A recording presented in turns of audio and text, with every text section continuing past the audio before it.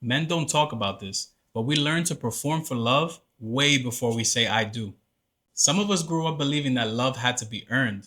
Now, let me cook and I'll explain it to you, I promise. So, as a kid, I figured out early on that when I got good grades, behaved in school, did all my homework, and kept my room clean, I got a lot of praise and I interpreted that praise as love. So, I wanted to just keep doing those things all the time so that I can get love. My parents never sat me down and said, if you don't do these things, we won't love you.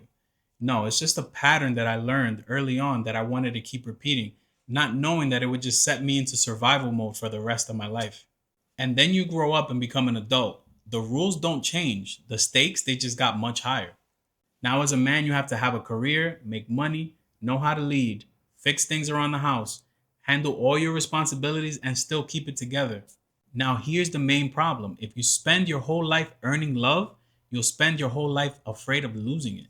And a life like that is a life full of stress because your nervous system will never learn how to rest. And that's exactly why I think so many marriages today fall apart because a man goes through childhood earning his love. He gets married and then becomes a husband now earning his love.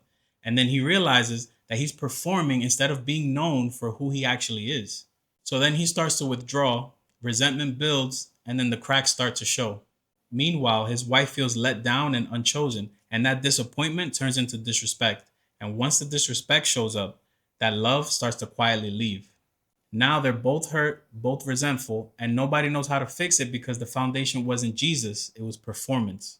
Now, for me personally, this is where it all started to make sense for me. It wasn't until I gave my life to Christ that I learned that real love is given, it's not earned. People who truly love you for who you are, not for what you provide. So, men of God, hear this. You don't have to perform for love anymore. Yes, we're called to lead, provide, and serve, but not so that we get affection, but so that we reflect Christ. Jesus never asked us to audition for his love, he gave it to us freely. So, stop performing for your love and start learning how to receive it. If this message resonated with you, let me know in the comments and send it to someone who you think might need to hear the message. God bless you.